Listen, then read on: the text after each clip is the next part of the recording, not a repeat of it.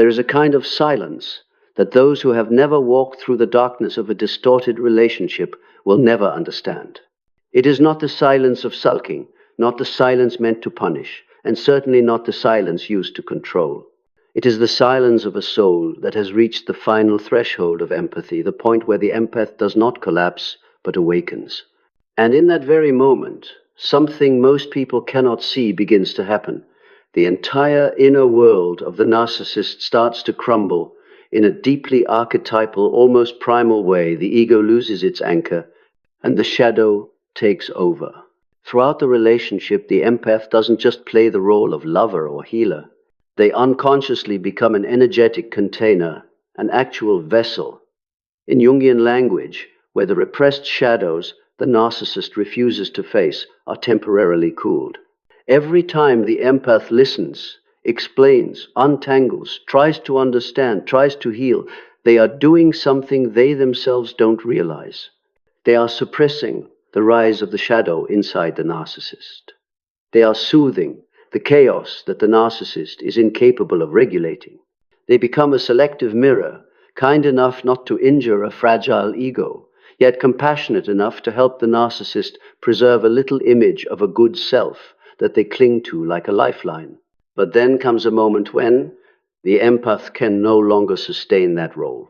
Not because they are weak, but because their soul has finally understood what their heart once refused to accept. You cannot save someone who is fighting to protect the very darkness that is destroying them. And when that truth reaches its ripening point, the empath does not explode, does not argue, does not hate. They simply stop. Stop reacting. Stop explaining. Stop trying. Stop participating in the spiral that has consumed them for too long. That stopping becomes silence. And this silence is spiritual in nature. It is as if the empath withdraws all their energy from a field that once absorbed them. They pull back their light, and that withdrawal forces the narcissist to confront something they were never prepared for, the naked truth about themselves. No one left to blame, no one left to project onto, no one left to use as a reference point for their identity. No more mirror, no more supply, no more shadow regulator. And when there is no one left to throw their darkness onto, all the rejected fragments' fear of abandonment, shame, insecurity, weakness, emptiness snap back inward. Jung called this moment shadow possession, when the fragile ego is overtaken by the very shadow it spent a lifetime running from. And that is what makes this story no longer an emotional dynamic, but a spiritual phenomenon, an archetypal journey between conscious light and unacknowledged darkness. Because sometimes you don't need to fight to win. You only need to stop participating, and the darkness reveals itself on its own. Part 1. Why the empath's silence is the first trigger for the narcissist's shadow. The empath's silence becomes the first trigger for the narcissist's darkness, not simply because it ends a conversation, but because it cuts off an energetic flow the narcissist depends on to survive at a level far deeper than ordinary emotion. In the energetic architecture of a distorted relationship, the empath is always the stabilizing field, a kind of emotional regulator, described by psychoanalyst Heinz Kohut in Self-Psychology. The narcissist needs another person to maintain the cohesion of their ego. Without external reflection, they experience a micro-ego collapse, like a house suddenly losing its structural pillars. This is why they need your reaction, whether it's sorrow or anger, because your reaction proves they still exist in someone's mind, still have weight, still hold power. But when the empath enters silence, what disappears is not just words, but the entire energetic frequency the narcissist clings to. This silence is like closing an invisible gate you had always kept open. Instantly, the narcissist's system enters a state of psychological zero gravity. They feel themselves slipping out of reality because the energetic anchor that maintained their sense of self is gone. Psychoanalyst Otto Kernberg studied this state and called it a rupture of internal structure, a moment when the fragile ego is forced to confront the truth that it cannot sustain itself, cannot self-regulate, cannot generate an inner voice strong enough to keep itself standing. On a deeper energetic level, The empath has long functioned as a container, a Jungian term where the shadow fragments, shame, and chaotic energies the narcissist never dared to face were temporarily softened through your empathy and patience. You didn't just listen, you absorbed their emotional field, processed it, and unconsciously handed back to them a gentler version of themselves. This made the narcissist dependent not only on your presence, but on your frequency, the frequency of a soul that soothes, heals, and calms chaos they themselves cannot manage. When you become silent, you withdraw not only presence, but the energetic net that kept them from falling into their own abyss. In that moment, the repressed darkness, fear of abandonment, existential emptiness, primal shame buried beneath their mask begins rising like molten lava with no outlet. This is the beginning of shadow possession, the phenomenon Jung described as the moment when the ego is too weak to defend against the unconscious material it has long rejected. At the same time, the empath's silence creates an energetic reversal. Instead of emotions flowing one way from you to them, everything abruptly stops, as if you unplugged a device that cannot function independently. The narcissist, accustomed to using your reactions as their internal mirror, suddenly falls into identity freefall. They no longer know who they are unless you react, no longer know their value unless you confirm it, no longer know their emotional direction unless you regulate them. And this disorientation awakens in them a kind of energetic panic, a chaotic surge that begins melting the ego. Thus, the empath's silence is not an absence, it is an event, a collapse from within the narcissist system when the light they relied on can no longer cover their shadow. It leaves them unable to project, unable to blame, unable to twist the story, because to do any of that they need a counterpart. When there is no one left to cast their darkness onto, the shadow turns inward and occupies the entire inner space. This is why your silence, though gentle and without threat, is more powerful than any confrontation. It forces the narcissist to face themselves, something they have never had the capacity to do. And in that moment, they begin to fear you in a way they will never admit, because you have unintentionally triggered the very thing they've run from their entire life. Part 2. The collapse of the mask. When the empath falls silent, the narcissist faces themselves for the first time.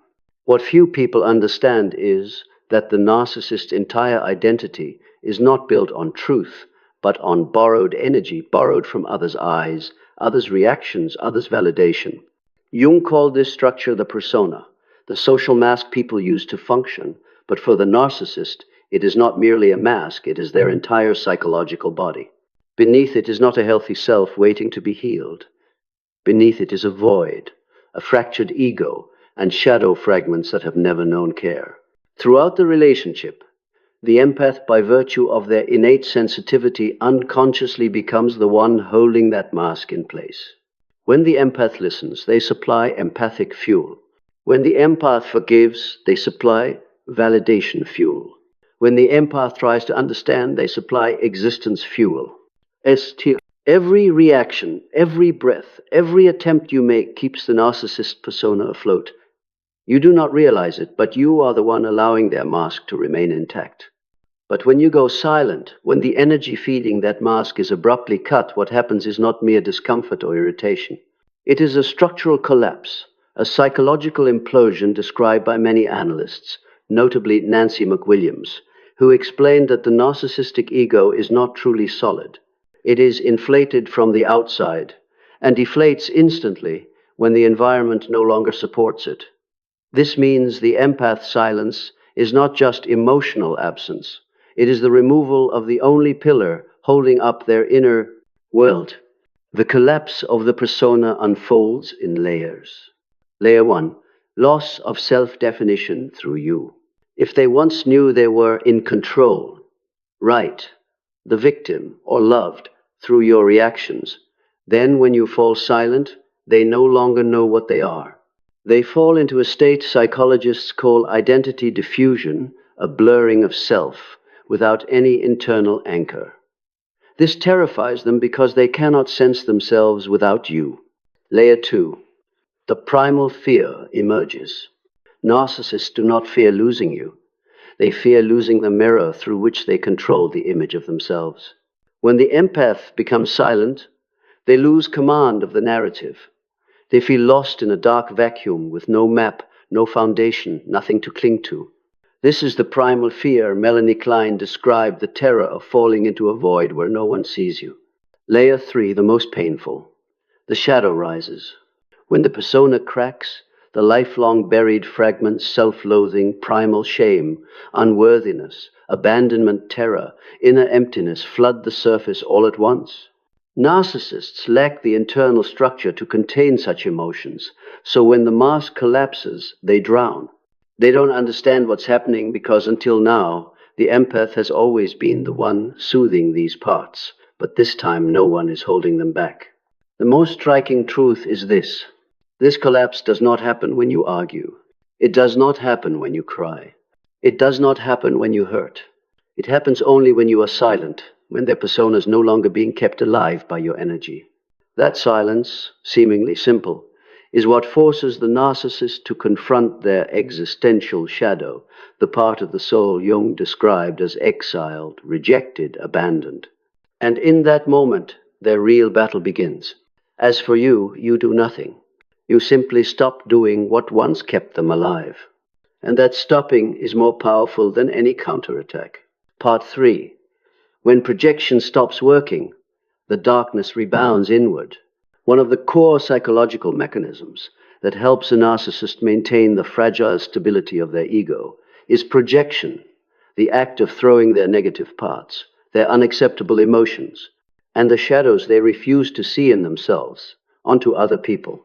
Instead of admitting, I am afraid, they tell you that you're insecure. Instead of facing, I'm wrong, they say you're too sensitive. Instead of accepting, I'm at fault, they make you feel like you're the problem. This isn't a conscious strategy as much as it is a survival reflex of a psyche that cannot contain its own unconscious content. But this mechanism only works for one reason. They have you to throw it onto. You become the place where they unload primal shame, old wounds, and fractured parts, and you, as an empath, unconsciously absorb them, try to understand them, try to heal them. As long as you are still reacting, the projection system runs smoothly like an old machine that still functions. They hurl their darkness out, you receive it, they feel lighter, you feel heavier, but you keep trying.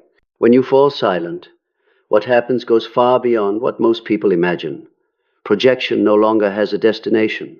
It's like an arrow shot without a target, circling back and striking the one who launched it. Projection can only exist when there is someone willing to absorb it.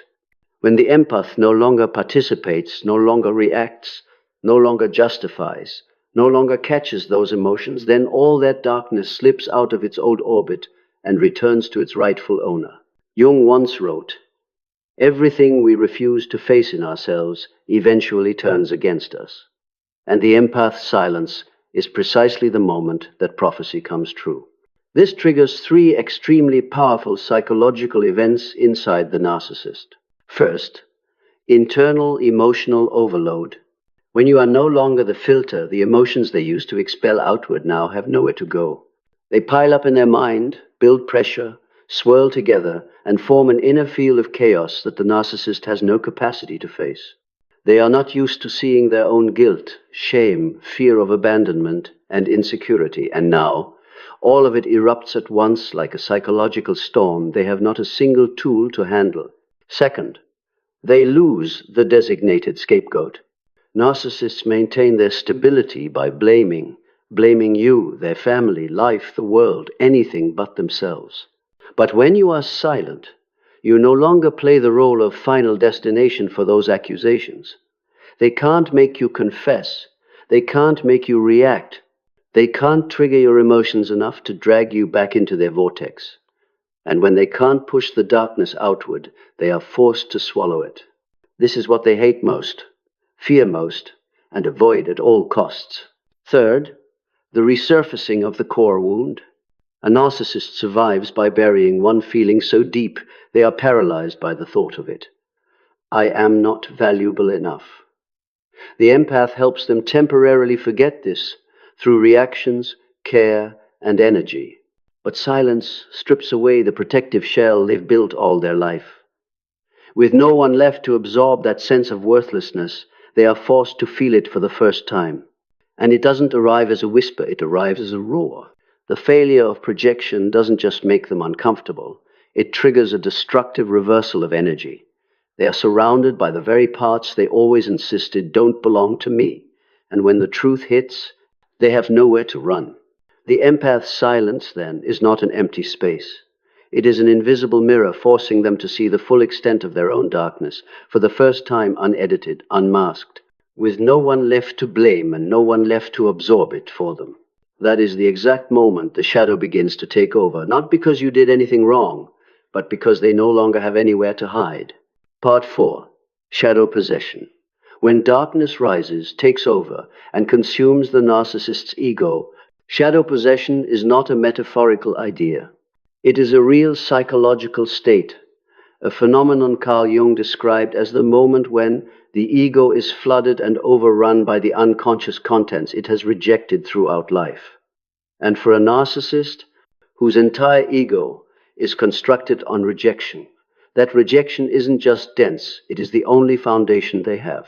That's why, when the empath goes silent, when projection fails, when the persona cracks, what rises is not a thin dust of forgotten feelings, but a tidal wave of darkness they were never ready to face, never understood, and in many cases never even knew existed. The first thing that happens in shadow possession is the surge of a primal fear. This is not the fear of losing you. It is the fear of losing control over the self-image you once maintained for them. When the empath withdraws, the narcissist loses the very ground on which their fragile ego stands. Without the empath, they cannot regulate, cannot soothe, cannot reorganize the inner chaos, because they never learned how. Inside them, a huge wave begins to rise. Emptiness, primal shame, feelings of abandonment, of not being loved, of not being good enough emotions they froze in childhood. With no one left to push them away, everything erupts to the surface at once, and they lack any mature ego structure to withstand it. The second stage of shadow possession is an outburst of uncontrolled emotion. Without the empath acting as a filter, the inner flood of feelings turns into violent waves. Irrational anger, hypercriticism, obsession, panic, paranoia, jealousy, and a particularly intense restlessness that cannot be explained. This is when they start behaving in extreme ways, checking on you, trying to contact you, stirring up drama, doing hate, love hoovers, or on the surface acting theatrically cold. They do this not because of some master strategy, but because the darkness inside is demanding an exit. With no empath to absorb it, the shadow smashes against their ego, like a force that cannot be compressed.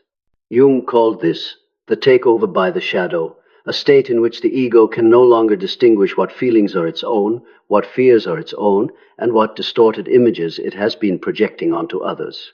They are swallowed by the very emotions that once made them run away, and this destroys their capacity for self-observation. The narcissist begins to act from their most primitive layers: survival instinct, control instinct, domination instinct, attack instinct. The third stage is cognitive distortion and reversal of meaning. They begin to believe the stories they themselves invented. You are the problem. You've changed. You're trying to hurt them. You owe them something. You're the cruel one. This is the clearest sign of shadow possession. They lose the ability to distinguish between reality and their own inner pain. They no longer experience the world as it is. They experience it as a mirror, reflecting the parts of themselves they cannot accept. The fourth stage, on a deeper level, is obsession. When the empath is silent, the narcissist suddenly loses the emotional object they used to cling to. And because they lack the capacity for self-regulation, they start clinging to you more intensely than ever. Silence makes you unreadable, unpredictable, unreachable, and that loss of predictability makes them feel out of control. In the narcissist's world, losing control is losing the self. So they try everything to break the silence. Texting, calling, smearing your name, triggering memories, even creating drama out of thin air. not to win you back, but to restore the familiar psychological state where their inner darkness is once again dumped onto you. But your silence doesn't crack. It holds. And in that moment, they fall into a state psychoanalyst James Masterson called abandonment depression, a form of depression triggered when a narcissist is stripped of supply, sending them spiraling into the emptiness they fear so deeply they don't dare name it. This is not ordinary sadness, it is the collapse of their entire defensive structure. It makes them feel as if they no longer exist, as if their soul has detached from their body, as if they are falling into a bottomless void. The final stage of shadow possession is self-destructive behavior or extreme manipulation. Not because they want to hurt you, but because they must do anything to avoid facing themselves. They try to pull you back in not to love you, but to rescue themselves from the darkness they've just touched. And the most painful part for them is this: you did nothing. It is precisely your non-doing, no reaction, no explanation, no participation, that becomes the detonator, forcing everything they have hidden for a lifetime to erupt in a way they can no longer control. Part 5. Why the empath once was the regulator of darkness, and when they disappear, the narcissist loses their only refuge. The empath used to be the narcissist's regulator of darkness, in a way the empath themselves do not fully realize until they leave.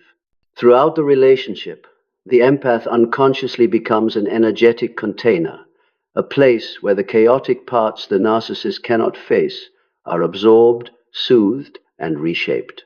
This ability is not irrational self-sacrifice. It is a spiritual and psychological trait intrinsic to the empath. They feel deeply, receive deeply, and have the capacity to transform raw emotional frequencies into forms that are more tolerable for both sides. Psychologist Alexander Lowen once called people like empaths emotional transducers, living emotional converters capable of receiving primitive emotional energy and turning it into something less painful for everyone involved. The narcissist, though not self-aware enough to name this, senses it instinctively. They know that around the empath, the inner chaos quiets, the fear of abandonment lessens, the darker parts of themselves are temporarily softened. The empath becomes an energetic cushion, an invisible buffer that prevents the narcissist's darkness from flooding to the surface.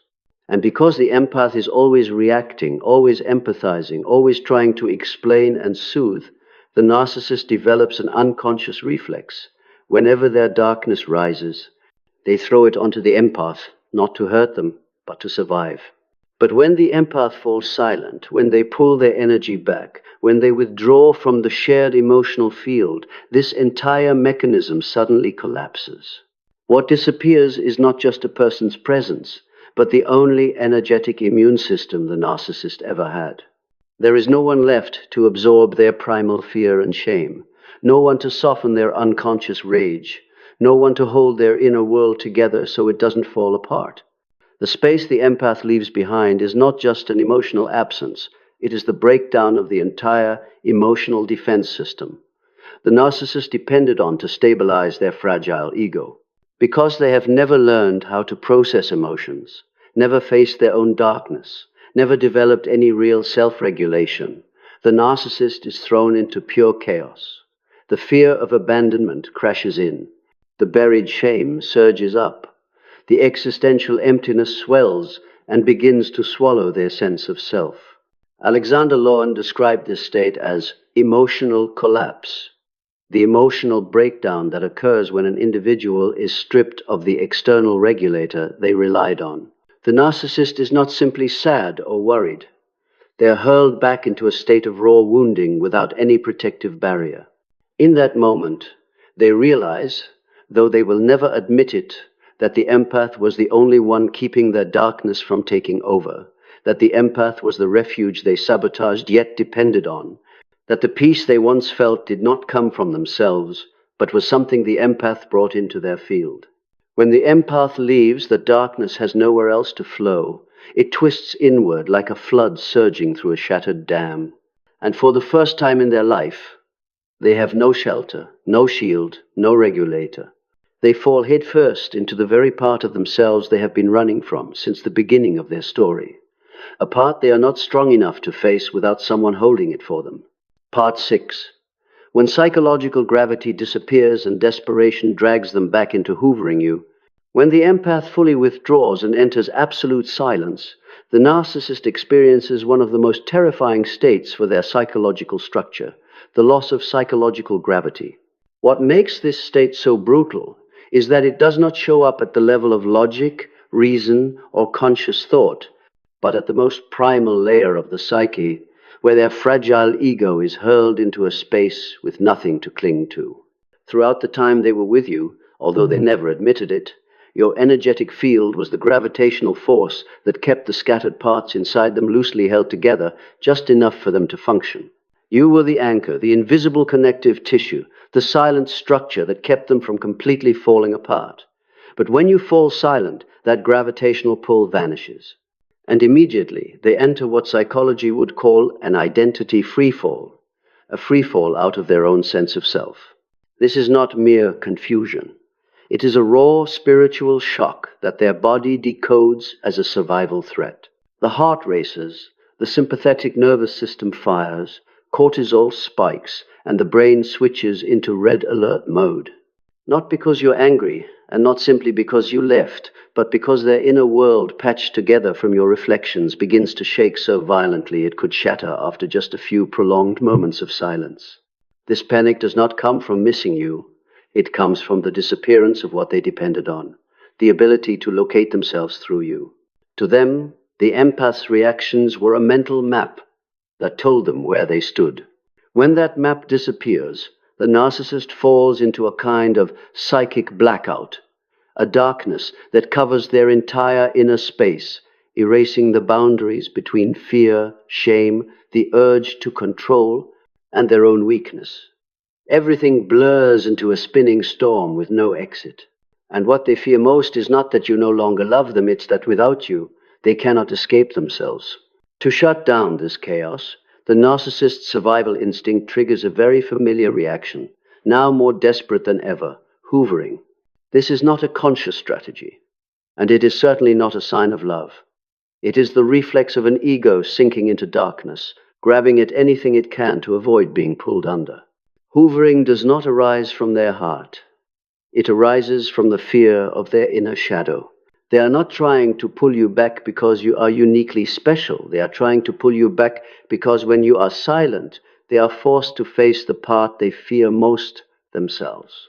In hoovering, they can slip into any role: the remorseful one, the victim, the angry one, the devoted lover, the repentant soul, the one blaming life, the one nostalgic for the good times. But all of these are just different costumes, worn by one fear. If you don't react, I will be swallowed by my own darkness. They text you, find ways to approach, stir up drama, pull for your attention, and say things they once swore they'd never say. But what they truly want is not to restore love. It is to regain the flow of energy that once kept them alive.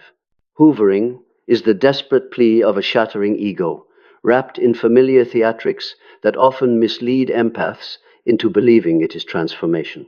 In reality, they are not trying to come back because they realize you are the only one they ever loved, but because you are the only one who ever made them less afraid of their own shadow.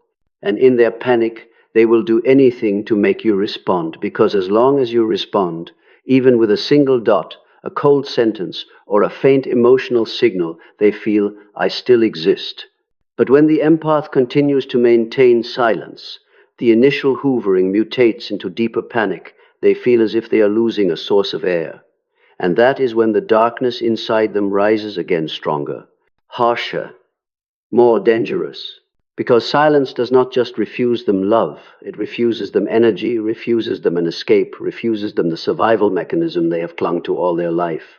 You are not rejecting a person, you are refusing to keep playing the role of energetic shield you once unconsciously carried. And to the narcissist, that is no different from you turning off the only life support machine they ever had.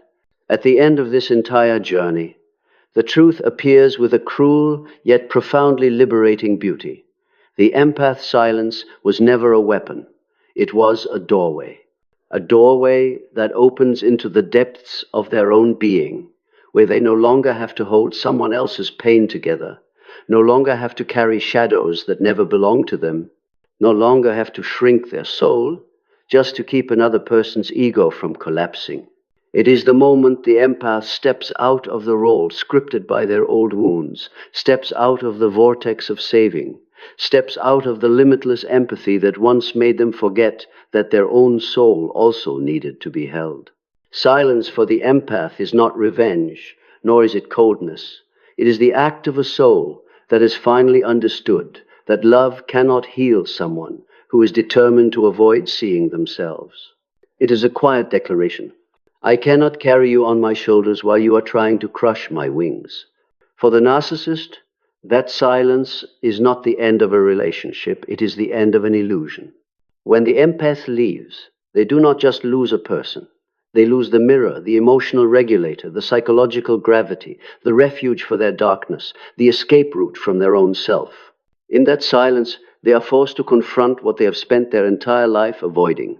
Their true self empty, unstable, and covered in the unconscious fragments they never had the courage to face. And in that moment, the darkness they once projected onto the empath surges back and floods them like a dam that has finally burst. They are not afraid of losing you. They are afraid of losing their ability to run away from themselves. But the strange and beautiful paradox is this. While the narcissist spirals into that chaos, the empath begins to enter an entirely different state. The silence they choose does not pull them down. It lifts them up. It restores their intuition, their light, their self-respect, their clarity, and a sense of worth they never dared to believe they deserved. It makes them realize that their gentleness is not a gift for unprepared souls, that their kindness requires boundaries, and that their love is not a river for anyone to wade into and muddy at will. That silence is the rite of passage through the gate of individuation, the path Jung described as the journey back to the true self, where the empath no longer exists as an extension of someone else's fear, but becomes who they truly are. A bright, independent, sovereign soul who knows how to discern what comes from love and what is merely an echo of someone's unhealed wound. At the end of the road, the empath does not defeat the narcissist, nor do they hate them. The empath simply becomes the highest version of themselves, a version that no longer absorbs other people's karma, no longer lets someone else's darkness define their worth, and no longer remains bound by emotional contracts they never truly agreed to. And the narcissist? They remain standing at the same old threshold, where darkness and light meet, where they can choose to look inward or continue running. It is not the empath's departure that destroys them. It is the absence of the empath that forces them to face what they have avoided their whole life. And that painful truth is, in its own way, a gift from the universe. The empath is freed to rise to a higher level of awareness, and the narcissist is handed a rare, fragile opportunity to finally confront themselves. In the end, the empath's silence destroys no one. It simply ends their participation in someone else's darkness. And when the light withdraws, whatever remains reveals its true nature.